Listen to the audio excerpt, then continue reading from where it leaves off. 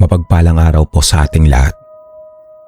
Ibabahagi ko ang naging karanasan ko na hindi ko makakalimutan patungkol sa isang bakanting lote na nabili ng aming boss para patayuan ng isang gusali.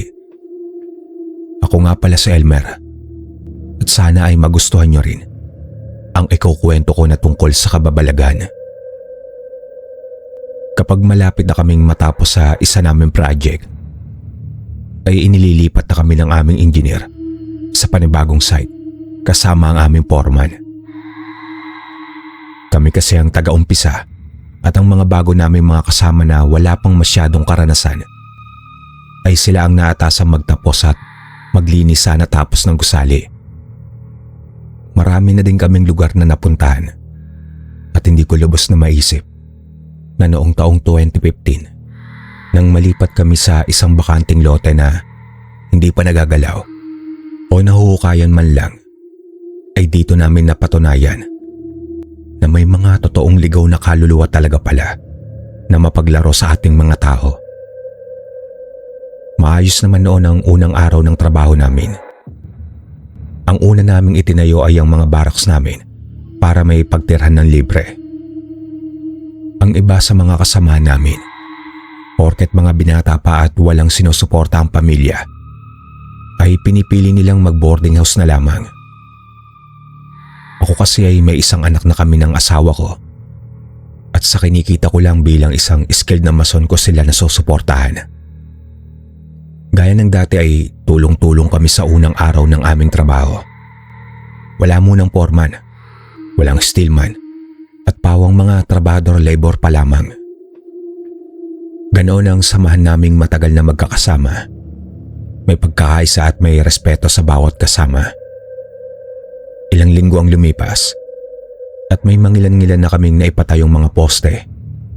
Sanay na kasi kami sa ganoong gawain, kaya mabilis na lang sa amin na magtrabaho. Unang pasya ng aming engineer ay may overtime kaagad kami para ipakita ang aming kasipagan sa trabaho. Nagbuhos kasi kami noon ng ilang mga poste at kailangan matapos iyon bago mag-umaga. Pagkapatay ng mixer ay may mga utos, tawanan at usapan na lang naming magkakasama ang maririnig. May kumakanta-kanta pa nga para alisin ang pagod ang isa sa amin nang bigla kami makarinig ng hikbi ng isang batang lalaki na hindi namin alam kung saan nagmumula. Natigil kami sa aming ginagawa kasi mahigpit na ipinagbabawal ang magdala ng bata sa site. Nagalit ang porma namin noon, kaya sinabi niya na kung sino ang nagdala ng batang iyon ay kung maaari pa uwiin na. Pero walang kumilos sa amin. Nangangahulugan na wala sa aming magkakasama ang nagdala ng bata. Maniniwala na sana ang aming foreman nang muli naming marinig ang hikbi ng bata. Pero sa puntong iyon ay mas malakas na at may dalang kilabot iyon sa bawat isa sa amin. Hindi kaya multo ang batang... Hindi ko natapos ang aking sasabihin nang tapikit ako sa balikat ng isa sa aking sanggang digit.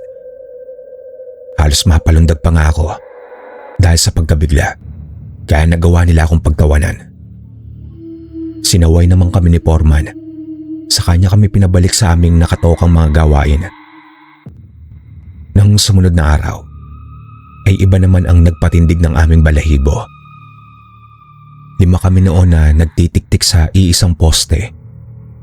Nang bigla na lamang may sumilip na isang dalagita mula sa kabilang poste. Nagkatinginan kami magkakaibigan sapagkat blanko ang ekspresyon ng mukha ng bata at maputla ito. Tinawag ito ng isa sa amin. Subalit mabilis lamang itong nagtago sa kinaroroonan niyang poste. Nilapitan ko siya, pero nanlamig ang buong katawan ko nang makita kong wala namang batang babae roon. At nang sabihin ko ito sa mga kasama ko, ay nahintakutan din sila, kaya kami nagtakbuhan. Kung ako lang sana mag-isa ang nakaranas ng kababalaghang iyon, ay tiyak na pagtatawanan na naman ako ng lahat. Mabuti na lamang at 5 kami magkakasama. Kaya kahit ayaw nilang maniwala, wala silang pamimilian kung hindi ang isumbong ito kay Foreman. Dito na ipinagtapat sa amin ni Engineer na noong unang panahon ay naging tapunan daw ng bangkay ng mga biktima sa giyera ang lupang pinagtatrabahuan namin ngayon. Kaya pala noong nag-uukay ang backhoe at loader namin, may mga peraso ng mga buto ang aming nakita. Dahil sa akala namin ay simpleng labi lamang ng ibinaon ng mga namatay na hayop iyon, ay hindi na lang namin pinakialaman pa. Sa mga narinig naming lahat, ay hindi na kami nagkumpiyansa pa. Gusto man naming umuwi ay hindi pwede, kasi wala pa kaming sapat na ipon para sa aming pamilya o malilipatang trabaho kung sakaling alisin na kami ng kumpanya.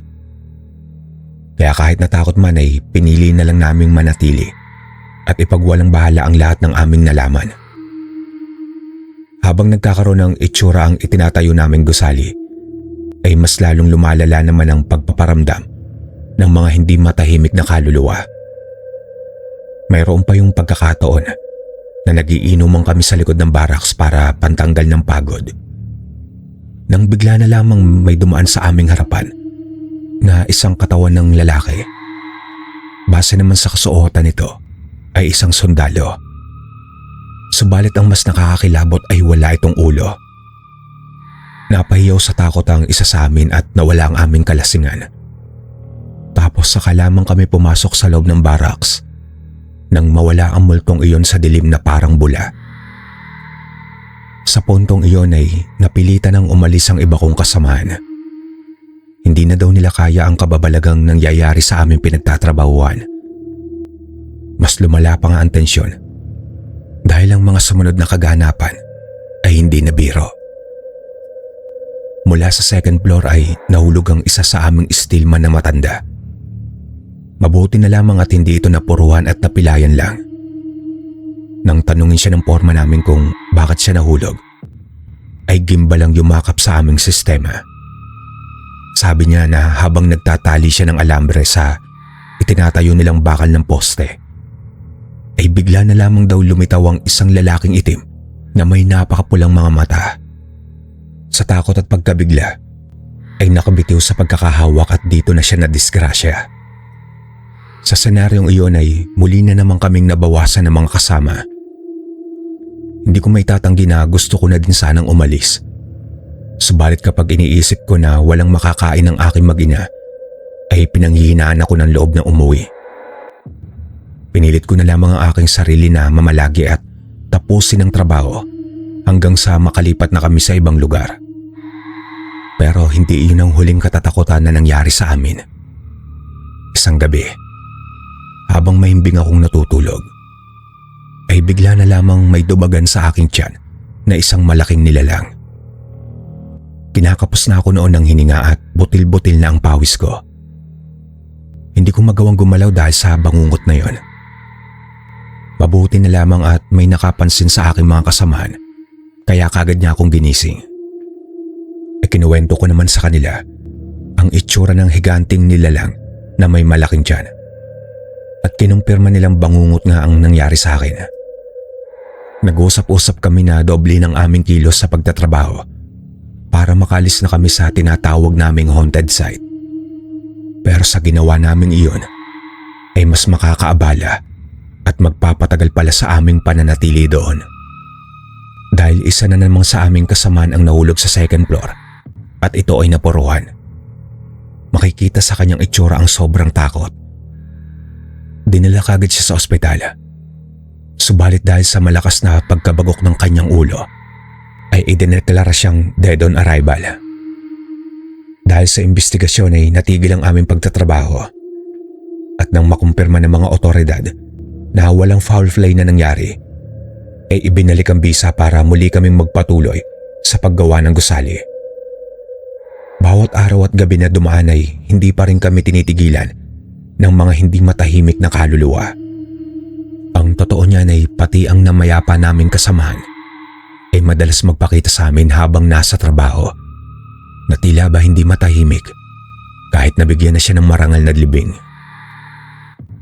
Ang huling nagpatindig ng husto sa aming balahibo ay ang multo ng isang lalaking duguan at may hawak na patalim. Ang kanyang pagpapakita kasi ay kakaiba. Nanunugot ito gamit ang hawak na kutsilyo, pero bago pa makalapit ay mawawala na ito na parang bula. Noong una ay talaga namang napapatakbo kami, subalit nang magtagal ay hinayaan na lang namin ito. Pero hindi pa din naaalis ang takot namin sa multong iyon kapag nagpaparamdam. Sa dami ng aming kababalaghang naranasan, ay nagawa pa rin naming matapos ang gusali at isa yung ospital. Gaya ng dati nang kaunti na lang ang gagawin, ay may mga bagitong kasama na namin ang nagtapos at naglinis ng lahat ng mga kalat. Nabalitaan namin na kahit ang mga pumalit sa amin ay hindi nakaligtas sa mga nagpaparamdam ng mga kaluluwa. Karamihan sa kanila ay kaagarang umalis sa trabaho dahil sa takot. Kaya ang iba ay napipilitang bumalik upang tapusin ang dapat na tapusin. Makalipas pa ang ilang buwan nang matapos ang gusali, ay nabalitaan namin na pati ang mga doktor, nurse, security guard, lalong-lalo na ang mga pasyente ay hindi nakaligtas sa mga ligaw na kaluluwa. Kahit nag-alay na daw sila ng pamisa o padasal, ay wala pa rin pagbabago sa gusaling iyon. Kaya ang mga empleyado roon ay nararamdaman ng takot na aming naramdaman noong itinatayo pa namin ang ospital. Isa sa mga gwardya na nagsabing isa sa madalas magpakita ay naka-uniforme ng pang-construction worker at alam namin kung sino iyon. Laking pasalamat na lang namin kasi nakalaya na kami sa lugar na iyon na magpas hanggang ngayon ay iba na ang tawag. Kung dati ay haunted site, ngayon naman ay haunted hospital. Hanggang dito na lang po ang aking kwento mga kalakbay. Maraming salamat.